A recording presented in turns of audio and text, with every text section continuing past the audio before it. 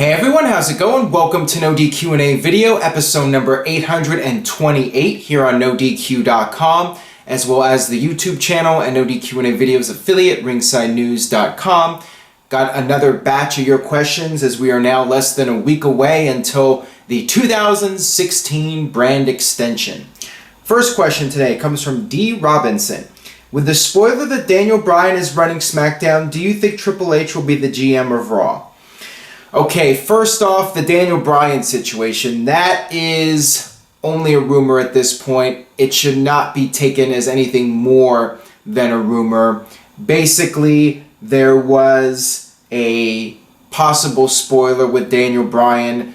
The WWE app had used a headline about the Yes movement taking over SmackDown Live. Now, that could have just been an honest mistake. Maybe somebody just wrote that because of the fact that the fans love Shane McMahon and they chant yes when he comes out. That could be all there is to it. Or there could be something more and somebody just made a mistake and did something they weren't supposed to do. That headline was quickly pulled. So who knows if that really means anything or not. It could end up being Daniel Bryan. I mean, to me, that would be a logical choice. Daniel Bryan is really over with the fans and it gives him something to do. And it makes sense in the storyline. Shane McMahon would recruit somebody like Daniel Bryan, who is a fan favorite, and make SmackDown a fan-friendly show. It goes in line with Shane's character. So it very well could happen. Now, to answer your question about Triple H being the Raw GM, I could definitely see that as a possibility. In fact, knowing WWE, that seems to be the most likely possibility. Just because I can see Triple H being on television regularly, and I think he has been off of television partly as a result of Shane McMahon, and there hasn't been any good storyline reason for him to be on TV. But now, with Shane on SmackDown, Triple H can come back to Raw and be in control, and you can have a dynamic where you have a babyface general manager on SmackDown and Triple H being the heel authority figure on Raw, and WWE can keep doing their Triple H Stephanie power trip storyline that they love so much. And on SmackDown we can have the babyfaces running the show, so you have that dynamic. I think there's a good chance of Triple H being the GM. Really, I'd like to see somebody else. I'd like to see something different, but would not surprise me at all if it ends up being Triple H. This one comes from Executive Enigma. If you could bring back 5 former WWE superstars for the WWE draft, who would you choose? Keep up the great work. Damien Sandow, number 1. Bring that guy back. Give him a renewed push. Let him come out. Let him just show up. Like, come through the crowd, get on the mic, and do a CM Punk style pipe bomb promo where he just rips into the company for giving him the Mizdow gimmick and not using him, and then have the security come out and escort him out of the building, and maybe Shane McMahon can offer him his job back. Something like that. I'd love to see Damien Sandow return. Shelton Benjamin's another name. I mean, some of these guys are under contract to Ring of Honor or TNA. You know, if they were available, I'd say bring in EC3. I mean, guys like that. I'd like to see Carlito come back. He's another guy that I think could benefit from working with the younger talent, and it could give him something to do.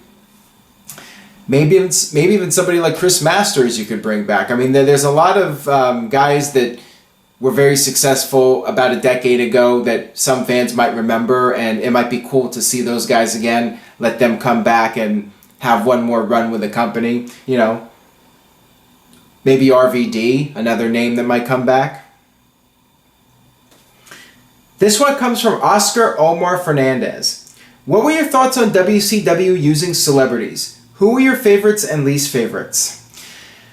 WCW got it right with Dennis Rodman. When they brought him in, he was at his absolute peak as an NBA superstar, and he really did a lot for WCW, giving WCW mainstream publicity. That was probably WCW's best usage of a celebrity. And Karl Malone as well. That tag team match did a huge buy rate for WCW. But pretty much everything else was not done well by WCW. The Jay Leno thing was ridiculous. The match with Hogan, Just the fact that Hogan had to sell for Jay Leno was absolutely preposterous. And then James Brown, that was just so stupid. One of the all-time greatest entertainers ever, and you do not even announce him for the show. And basically what WCW did was the previous Nitro before the pay-per-view, they had the Cat bring out a fake James Brown. So when Super Brawl came along, people thought, oh, it's just going to be another fake, it's going to be a joke. And then it was a surprise, the real James Brown shows up. But, it would have been nice if maybe WCW did not try to mock the fans with a fake James Brown and instead say, hey, the real James Brown is showing up at Super Brawl. And if the fans actually trusted WCW, they would have purchased the pay-per-view and saw something really cool.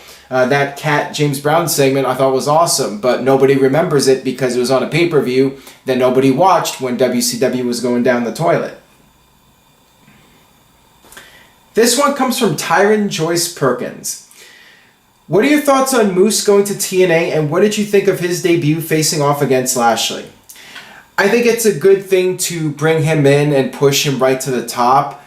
Time will tell if he's able to make any kind of a difference with TNA. I think that if he is getting a good paycheck from TNA, then, it's good for him to take the offer. I mean, some out there feel that it's stupid for him to go to a company that has no momentum.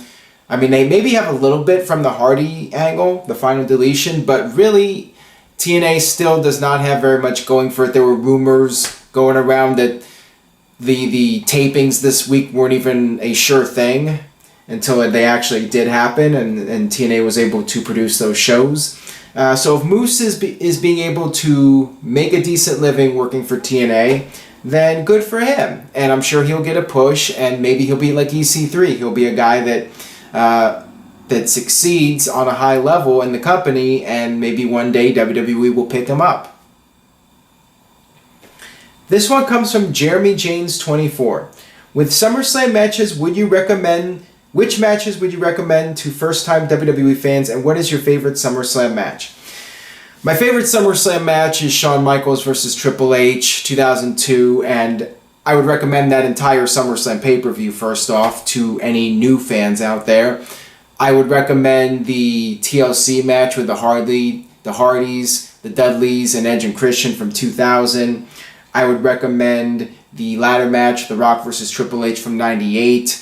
I would recommend a lot of the early SummerSlams with Bret Hart. Bret Hart had so many awesome matches during those early SummerSlams. The Hart Foundation versus Demolition, 2 out of 3 falls. Bret Hart versus Mr. Perfect. Bret Hart versus British Bulldog. Bret Hart versus Owen Hart. You get the picture. Shawn Michaels versus Razor Ramon, the ladder match. Those are the matches that I would recommend. And, from more recent SummerSlams, definitely CM Punk versus Brock Lesnar, and Daniel Bryan versus John Cena, and even John Cena versus Brock Lesnar. Even though it was one-sided and Lesnar just destroyed Cena, it was still entertaining. Got this one here from Paul E. Dangerously. Are the Vaudevillians being buried for injuring Enzo? I don't think so. I think the Vaudevillians are, I guess you could say, being buried because the act has gotten stale. I mean, I knew going in it was going to have a short shelf life. This was a gimmick that was probably not going to succeed for a long time, and I think they got the opportunity on the main roster because it's such a unique gimmick, but that's the downfall as well. It's a double-edged sword. It's so different and unique that I think most people are just confused by it, and it's not really catching on. I mean, I think it's entertaining. I think with better writing, the Vaudevillains could have more longevity in WWE, but with a less than stellar writing team, it's going to be hard for that act to be able to sustain any type of longevity in the company. This one comes from Crazy Ash 1995. Could you ever see a time in the near future where SmackDown turns Attitude and Raw remains PG? That might be an interesting idea to attempt, where you make one show edgier than the other and see how that works. That is something WWE could potentially explore, but I think it's unlikely they'll do that. I think that they'll just stick to keeping the brand with one rating, in this case a PG rating, and every once in a while pushing the envelope a little bit when they feel they can get away with it. I just don't see anything like the Attitude Era. If that's what you're expecting, if you're expecting SmackDown to become this really raunchy show with women half naked and blood coming back, that is probably not going to happen. But maybe SmackDown will be more wrestling heavy. I mean, that's what it was in 2002. And Raw was more of the entertainment show. I mean, we might see something like that with Shane in charge of SmackDown. That I could definitely see happening. This one comes from Mr. DCD. Hey Aaron, with Vince saying he wants competition between both Raw and SmackDown, does this mean we are getting better compelling TV? I really hope so. I mean, in the storyline, it sounds great. In real life, I mean, I think there is a little bit of competition, even though Shane is just there as an on-screen talent. You know, there's always a possibility things could change. Shane is Vince's son. One day Vince might decide he wants Shane running the company when he's gone. Things can change. But right now, I think that it's just more storyline than anything else. I really hope that there will be competition. I really hope that the writing teams and the rosters will work extra hard to outshine the other roster. So, you know, even artificial competition can be beneficial if done right. So it's just a matter of, you know, is WWE really going to go all the way with this, or are they going to just have the competition for a couple weeks or a couple months and then just go back to doing the watered down brand extension that we were all witnessing in 2009, 2010, and so forth. And then, you know, 6 or 7 years from now, they just go back to one roster again. This one comes from Billy Bravo. Do you think that Charlotte is a flop as women's champion? No, I would not call her a flop. I mean, is she the greatest women's champion of all time? No. Could her storyline have been done better? Yes. Should she have lost the title already? Yes. But I feel that she's done fine as a heel, as champion, and I think that she has some credibility, and I think when Sasha does beat her for the title, it will mean something because Charlotte was champion for so long. But I do feel WWE missed the opportunity to have Charlotte drop the title to Sasha back at WrestleMania. That's when the title change should have happened, in my opinion. Time will tell, though. Maybe it'll go over really well at SummerSlam, and Sasha will be a red-hot champion. Who knows? This one comes from Dylan James. With the brand split, most people get a bigger chance to succeed. Do you see anybody instead getting lost in the shuffle? That's an interesting question. I think it depends more on how many NXT guys are coming up. If WWE is calling up 5, 6, 7 NXT talents, then there is a chance you might see some talents get lost in the shuffle. But theoretically, with split brands, you should see guys like Golden Truth getting more TV time and Heath Slater getting more TV time.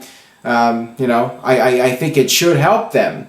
But those are the guys also that would get lost in the shuffle if WWE brings in a lot of new NXT stars and indie talent to the main roster. You know, those are the guys that'll definitely suffer. This one comes from Dave Lesnar. I watched your commentary on the final deletion, which was good, by the way. Thank you for that. Could Matt Hardy pull off that character in 2016 WWE? Maybe he could pull it off. I'm sure he could, you know, doing the character, but I'm not sure WWE would go for it. I think if Matt Hardy was coming back to WWE, he would be brought back with Jeff, and they would be the Hardy Boys again. You know, same thing with how WWE brought back the Dudleys. Sure, Bubba Ray could have come back as Bully Ray. He could have made it work, but WWE wanted to bring the Dudley Boys tag team back because that's what they're remembered for in WWE. So if Matt Hardy ever comes back to WWE, I doubt he's going to be doing that character. He'll be coming back as part of the Hardy Boys with Jeff. Got this one here from Ty Marshall. If WWE did not rush Daniel Bryan to come back for WrestleMania 31, do you think he could still be wrestling right now or still retire? I think the outcome would have been the same. I think Daniel Bryan's injuries were going way back before WrestleMania 31, and I think eventually something would have happened and he would have had to retire one way or another. You know, he was hurt for several years, and you know, those concussions started years ago. I think that maybe if he waited to come back, maybe that would have kept him around a little bit longer, but in the end, I think the result would have still been the same. He would have just eventually had to retire due to the injuries progressing over the years. That'll do it for this edition of No DQ&A video. Thanks as always for watching. If you enjoyed today's video, please share it with a friend. Tell a friend on Facebook, Twitter, any social media account. If you're playing Pokemon Go outside and you run into a wrestling fan, have them check out NoDQ&A video and NoDQ.com. Stay tuned to NoDQ.com for the very latest. When you're not busy with Pokemon Go, make sure you're checking out NoDQ.com for the latest regarding the 2016 brand split. And on that note, I will see you guys next time.